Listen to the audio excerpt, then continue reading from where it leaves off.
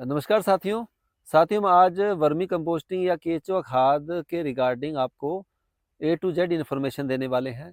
इसलिए आप वीडियो को स्किप बिल्कुल मत करना, पूरा देखना इसको और कमेंट करके हमें बताना वो आपको कैसा लगा। तो देखिए, सबसे पहले जैसे आपको पता है कि वर्मी कंपोस्ट के लिए जो केचुआ का जो भोजन होता है वो या तो किसी भी जानवर का गोबर हो सकता है या प्लांट वेस्ट हो सकता है। दोनों 50-50% हो सकते हैं। और कमर्शियल पर्पस के लिए ज़्यादातर लोग गाय या भैंस का गोबर ही यूज़ करते हैं।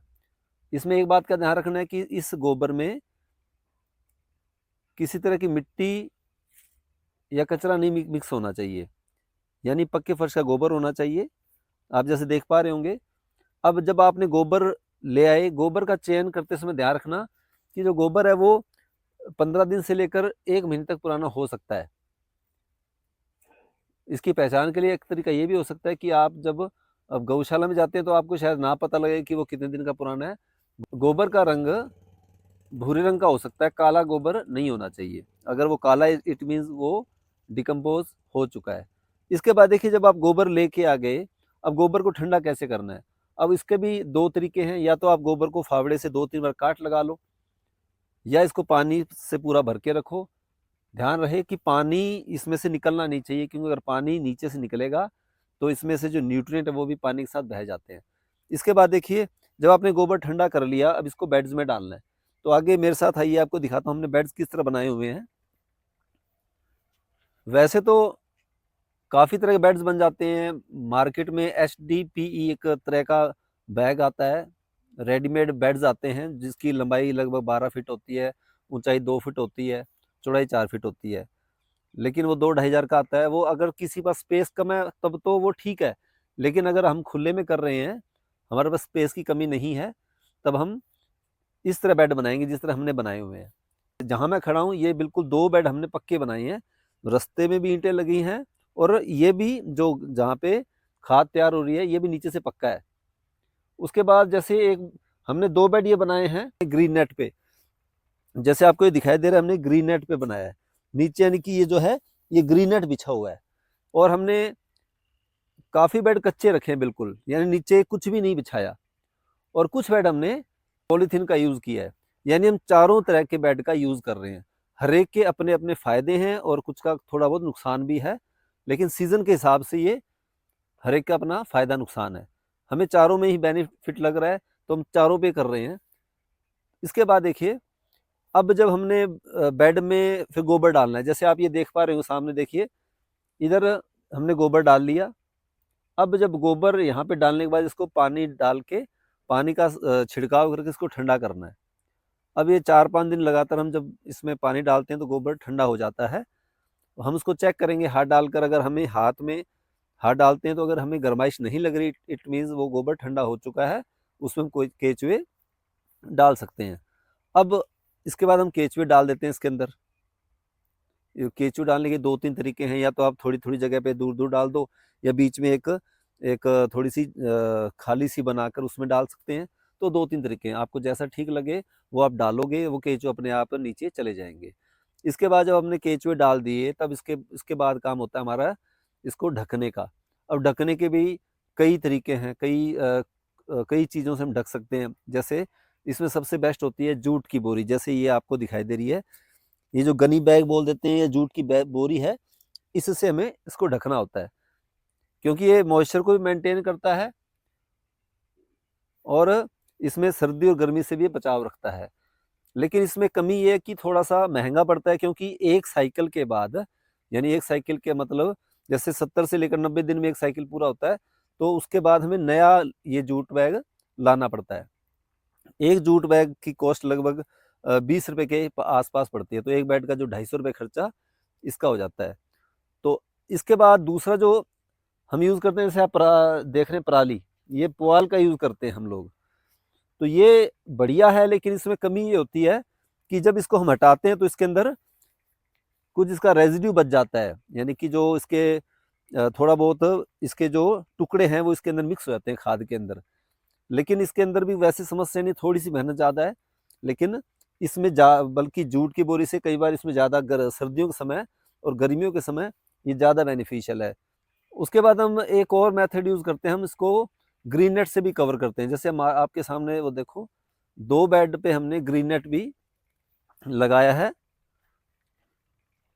थोड़े दिन पहले तो हम काफ़ी बेड पे हमने ग्रीन नेट का यूज़ कर रहे थे जो गर्मियों के सीज़न में, लेकिन क्या होता है अब ठंड आ गई है तो इसमें ज़्यादा मतलब ये सक्सेसफुल नहीं है। सर्दियों के टाइम में ग्रीन नेट ज़्यादा कामयाब नहीं है। हमने इसे 2 बेड पे इसलिए रखा है ताकि हम इसको चेक कर पाएँ कितना डिफरेंस है। क्योंकि यहाँ पे जब कई लोग देखने आते हैं, चेक करने आते हैं, ट्रेनिंग के लिए आते हैं, तो उनको हम प्रैक्टिकल बता पाते हैं कि किसमें ज़्यादा बेनिफिट होता है। अब जब हमने इसको कवर कर दिया, अब कवर करने के बाद हमने क्या करना है, इसको लगातार 1 महीने तक लगातार इसमें मॉइस्चर मेंटेन करना है, यानी पानी का छिड़काव करना है। अब पानी छिड़काव करने के लिए हम पाइप का भी यूज़ करते हैं, पाइप के द्वारा भी हम पानी देते हैं। और जैसे आप देख रहे हैं, जैसे हमने यहाँ पे स्प्रिंकलर लगा रखे हैं, इस स्प्रिंकलर का हम यूज़ करते हैं पानी छिड़काव के लिए। इसमें थोड़ा हमें आसान हो जाता है क्योंकि पाइप से पानी देने पर हमारे पास लगभग आप देख पा रहे होंगे 40 बेड्स का सेटअप है ये। अब 40 बेड को पानी देने में कम से कम 1 से 1.5 घंटा लग जाता है, तो वो हमारा टाइम बच जाता है। और गर्मियों में तो हमें सुबह शाम देना पड़ता है, और जैसे काफ़ी गर्मी होती है जब हमें स्प्रिंकलर को दिन में 3 या 4 बार चला देते हैं तो हमारा टाइम काफ़ी बच जाता है। और ये पूरे एनवायरनमेंट को, जो आसपास पूरे को, इससे बिल्कुल ठंडक बन जाती है इससे। तो स्प्रिंकलर का रिजल्ट बहुत अच्छा लगा मुझे। अब ये हो गया आपका तरीका पानी इस पे छिड़कने का। अब जब पानी लगातार हम 1 महीना छिड़कते हैं, उसके बाद हम चेक करते हैं बेड्स में। वैसे तो हमें प्रॉपर चेक करना ही है, ऐसा नहीं कि अब हम सर्दी गर्मी रोज ही पानी देंगे, इसका भी हमें चेक करना पड़ेगा कि मॉइस्चर कितना है बेड्स में। हम रोज सुबह आके चेक करते हैं बेड्स में कितना मॉइस्चर है।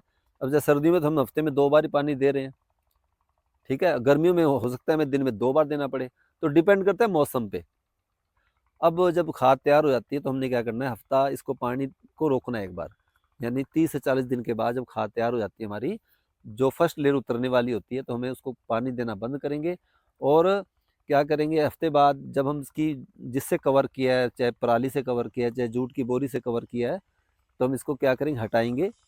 हटाने के बाद थोड़ी देर बाद क्या होता है, इसके हम कोई कुरेदा से या कोई ऐसा इंस्ट्रूमेंट जो होता है उससे हम इसके ऊपर, या हाथ से भी अगर हम इसको हिलाते हैं, तो जो केचुए थोड़ी देर बाद वो नीचे चले जाते हैं। क्योंकि जो केचुए होते हैं वो मतलब धूप बर्दाश्त नहीं करते, रोशनी बर्दाश्त नहीं करते, वो नीचे चले जाते हैं। तो हम उसको क्या करेंगे, ऊपर की जो 2 से 4 इंच लेयर जो खाद तैयार हो गई है, हम उसको उतार सकते हैं। तो इस तरह हम वो फर्स्ट लेयर उतार लेंगे, यानी कि लगभग 50 दिन बाद हमारी खाद की फर्स्ट लेयर उतर गई। उसके बाद क्या होता है, हम उसको दोबारा कवर कर देते हैं और एक बार फिर पानी देकर छोड़ देते हैं। उसको छोड़ दो, हफ्ते बाद फिर वो एक लेयर और आपको तैयार मिलेगी। तो इस तरह 2 या 3 बार हम जब खाद उसमें से लगभग सारी उतर जाएगी। अब जब खाद हमारी उतर गई है, अब हम उसको एक जगह आपको दिखाता हूँ। जैसे हम लोग, आइए मेरे साथ। अब जैसे देखिए, ये हमारी खाद बेड से उतारने के बाद ये खाद है।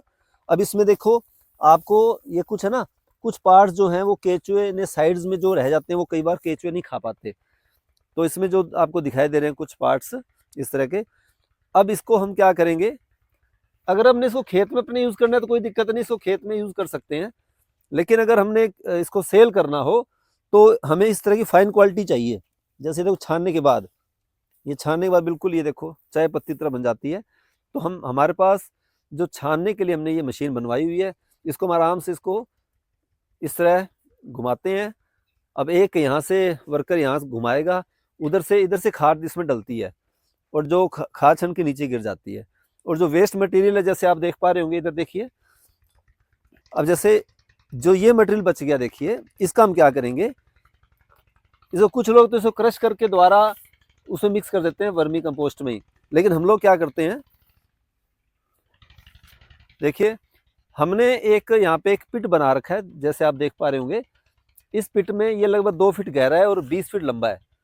इसके अंदर हम लोग जो बचा है छनाई के बाद, वो डाल देते हैं, उसमें पानी डाल देते हैं। और जो भी हमारे पत्ते हैं पेड़ पौधों, जैसे आप देख रहे हैं यहाँ पे नीम के, मोरिंगा के जो पत्ते हमारे नीचे गिरते हैं, हम यहाँ पे उसको डाल देते हैं।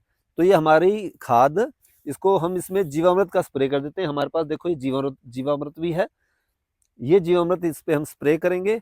और इसको मिक्स करके हम अपने खेत में इसका यूज़ करते हैं।